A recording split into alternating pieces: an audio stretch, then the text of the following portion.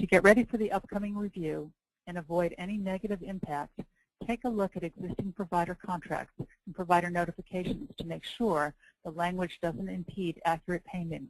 And if the language is unclear, you should modify it as soon as possible. MCOs should work closely with states to prepare for the Inspector General review. Throughout today's presentation, we've mentioned the benefits of partnering with your states. This might entail adopting or mirroring the same standards, combining data across payers and providers, and using technology that's only recently become available to assist in these processes. You may also want to work with states to develop an expanded compliance program, either internally or through a vendor, a provider self-reporting process to identify duplicate payments and overpayments on a claim level, plans for sharing information when a problem provider is identified, protocols for handling potential findings, including recovering claims paid after the death of a beneficiary or provider, and identifying and arranging plans access to databases to help minimize errors. And finally, a protocol for root cause analyses where potential overlapping payments occur. Of course, you may also choose to take some action independent of your state agencies. The most immediate action you should take is to make sure that your compliance plan is updated with your approach to addressing the issues outlined in the work plan. We encourage you to know what's coming and assess your vulnerabilities. Be able to articulate a strong business reason if you're not meeting a standard and you aren't implementing a corrective action plan. And finally, identify the areas with the largest potential return on investment and address them immediately. And remember, ROI is not only measured in savings, it could also include avoidance of fines or penalties. So let's sum up. Eliminating wasteful spending is a major area of concern for both the ACA and the OIG. Now that you know what the OIG will be looking for in its annual review and how you may be impacted, take the opportunity to get a head start on fine-tuning your processes and procedures. We encourage you to work together with your state's Medicaid agency to make any internal changes that could help your plan withstand the coming reviews. Thank you for attending. Now Thomas will facilitate your questions. Thanks, Phyllis. If you'd like to ask a question, please use the Send Question to Staff feature on your control panel. If you have trouble seeing your control panel, left click on the arrow at the top right of your screen. First question.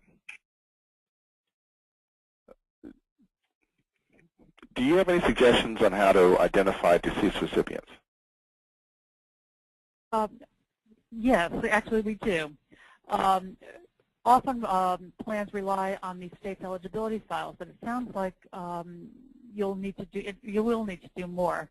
And what we're suggesting is this: there are files available at the state level and at the federal level, vital statistics files.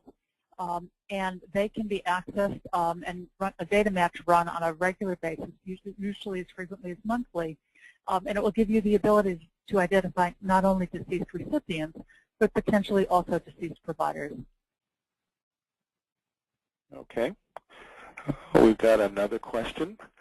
I have a question about deceased providers. Do you recommend we address this outside of our normal credentialing cycle, for example, by purging provider files when a provider has not billed for some time?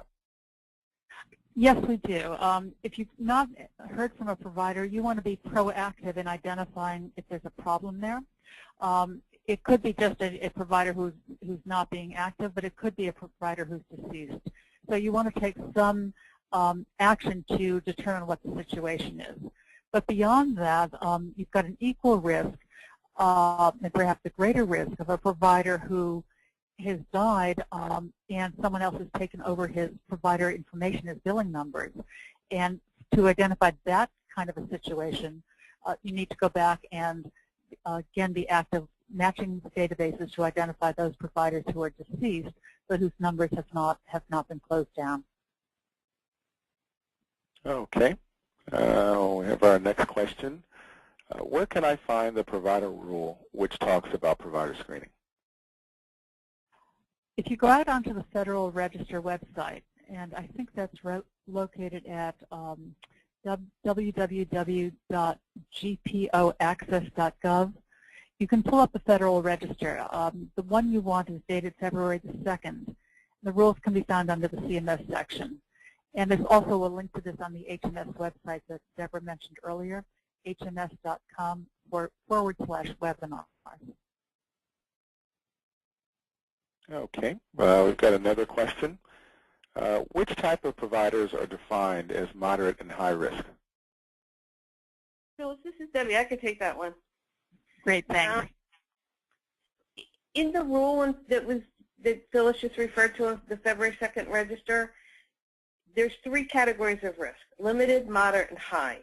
And the rule includes a chart that basically puts every provider into one of those categories. So, for example, limited risk would be providers like physicians or other practitioners. Moderate risk would be providers that generally rely on Medicare and Medicaid for the bulk of their revenues, so a group like a community mental health center. And then high risk are those providers where CMS says there's been known issues with fraud and abuse in the past, so high risk might be a home health agency. But if you go to the rule and look at the chart, you'll be able to identify, you'll be able to pick out any provider and see what category CMS at least has put them into. Okay. I've got another question. Is the OIG just focused on MCOs or also looking at Medicaid fee-for-service as well? Oh, no, the OIG has a broad area of focus as detailed in its work plan. It includes both the fee-for-service state agency component as well as the MCOs. And beyond that, they're looking at Medicare and all of the programs that are administered by HHS. For purposes of this webinar, we just highlighted the MCO-specific reviews. Okay. We've got another question. Are these slides going to be available? Yes, the slides will be available on the HMS website, hms.com/webinars. It'll probably take us a day or 2 to get them out there. Okay. We've got another question. Can you elaborate on some possible claim payment risk/rating tools?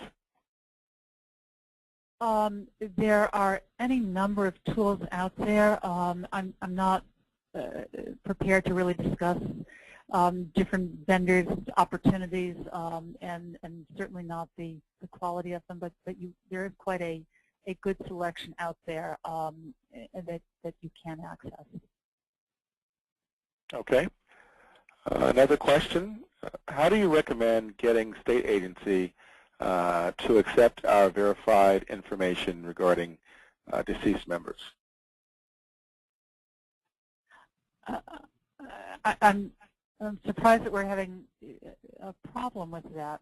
But I think that the basic answer is for using the same information that you received and you used to verify it, either vital stats or a death certificate, whatever formal documentation you have.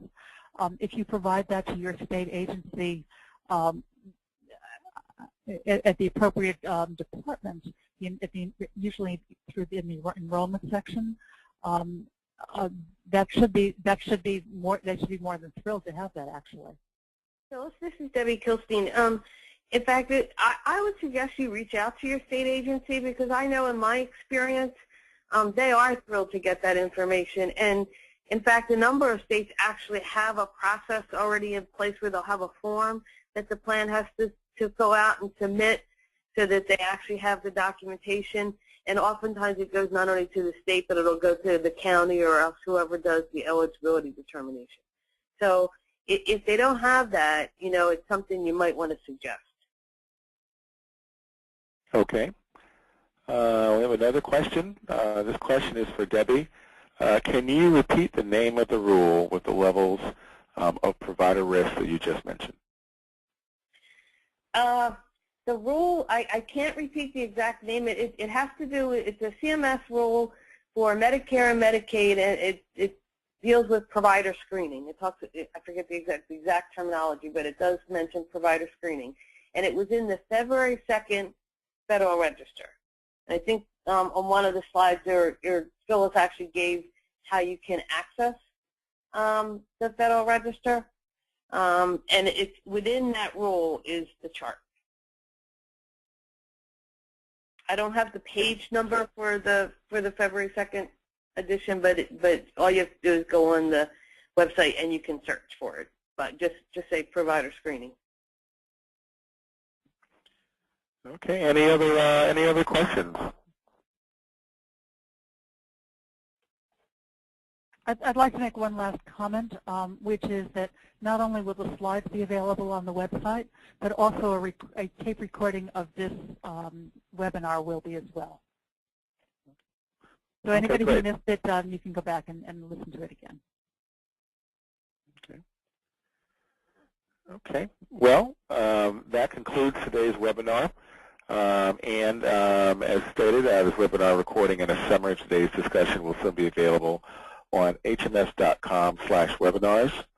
If you'd like to contact any of the presenters, please use the email addresses on your screen. Thank you all for joining us today. Thanks, Thomas. Thank you. Thank you. Thanks to both of you. Thanks, everyone.